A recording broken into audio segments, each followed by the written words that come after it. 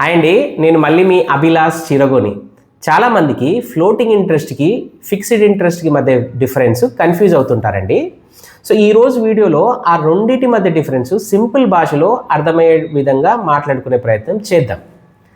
మనం బ్యాంక్ దగ్గర తీసుకునేటువంటి లోన్కి ఫ్యూచర్లో బ్యాంక్స్ మనకు రేట్ ఆఫ్ ఇంట్రెస్ట్ పెంచినా తగ్గించినా దాన్ని ఫ్లోటింగ్ ఇంట్రెస్ట్ అంటారు.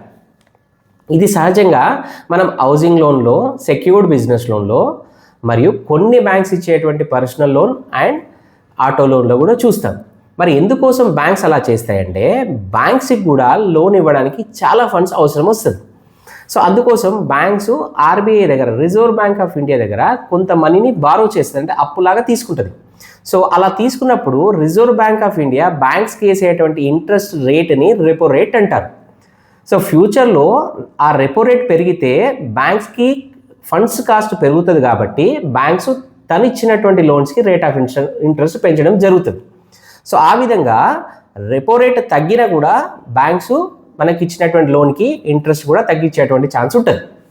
మరి ఫిక్స్డ్ రేట్ ఆఫ్ ఇంట్రెస్ట్ అంటే మన టెన్యూర్ మొత్తం సేమ్ రేట్ ఆఫ్ ఇంట్రెస్ట్ ఉంటే దాన్ని ఫిక్స్డ్ రేట్ ఆఫ్ ఇంట్రెస్ట్ అంటారు. ఇది సహజంగా మనము పర్సనల్ లోన్లో, అన్సెక్యూర్డ్ బిజినెస్ లోన్లో మరియు కొన్ని లోన్లలో చూడడం జరుగుతుంది.